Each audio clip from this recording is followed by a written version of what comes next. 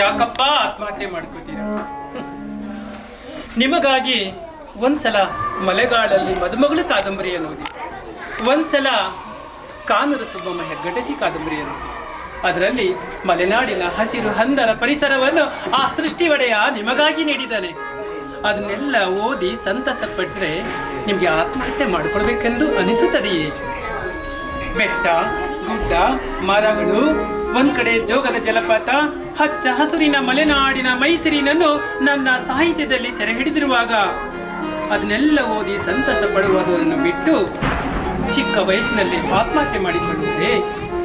ಈಗ ಮತ್ತೆ ಭೂಲೋಕಕ್ಕೆ ಬರ್ತಿದ್ವಿ, ಅದು ಸಾಹಿತ್ಯದ ಮೂಲಕ. ಹೊಸ ಸಾಹಿತ್ಯವನ್ನು ಬರೆಯುತ್ತಾ ಭೂಲೋಕದಲ್ಲಿ ಹೆಚ್ಚಾಗಿರುವ ಆತ್ಮಹತ್ಯೆಗಳನ್ನು ತಡೆಯುವುದಕ್ಕೆ ಸುಂದರವಾಗಿರುವ ಪರಿಸರವನ್ನು ಮತ್ತೆ ಸಾಹಿತ್ಯದಲ್ಲಿ ರಚನೆ ಮಾಡಿ ನಿಮಗೆ ನೀಡುತ್ತೇನೆ. ಮತ್ತೆ ನೀವು ಸಾಹಿತ್ಯವನ್ನು ಓದಿ ಆನಂದವನ್ನು ಪಡೆಯಿರಿ. ಮನಸ್ಸಿಗೆ ಬೇಜಾರಾದಾಗ ಒಂದು ಸಲ ಕಾದಂಬರಿಯನ್ನು ಓದಿ, ನಿಮಗೆ ನೋವಾದಾಗ ಒಂದು ಸಲ ಈ ತರದ ನಾಟಕವನ್ನು ನೋಡಿ.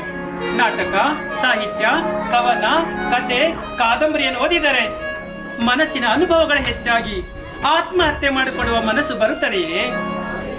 ಸಾಹಿತ್ಯ ಓದುವುದನ್ನು ಬಿಟ್ಟು, ಗ್ರಂಥಾಲಯದಲ್ಲಿ ಕೂತ್ಕೊಂಡು ಓದುವುದನ್ನು ಬಿಟ್ಟು ಮನಸ್ಸನ್ನು ಸಂಕುಚಿತಪಡಿಸಿಕೊಂಡು ಕೇವಲ ತಂತ್ರಜ್ಞಾನಕ್ಕೆ ಬಲಿಯಾಗಿ ಅನುಭವವನ್ನು ಶೂನ್ಯವಾತರಾಗಿ ಇವತ್ತು ಆತ್ಮಹತ್ಯೆಗೆ ಶರಣಾಗುತ್ತಿರುವುದು. ಮತ್ತೆ ತಾವು ಓದಬೇಕು, ಮತ್ತೆ ಸಾಹಿತ್ಯವನ್ನು ಓದಬೇಕು. ನಿಮ್ಮ ಬದುಕಿನ ಅನುಭವದ ಗಟ್ಟಿ ಹೆಚ್ಚು ಮಾಡಿಕೊಳ್ಳಬೇಕು.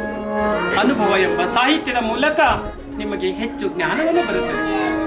ಇನ್ನು ಮುಂದೆ ನಾನು ಬರುತ್ತೇನೆ ನಿಮಗಾಗಿ ಹೊಸ ಸಾಹಿತ್ಯವನ್ನು ಬರೆಯಲು 21ನೇ ಶತಮಾನದಲ್ಲಿ.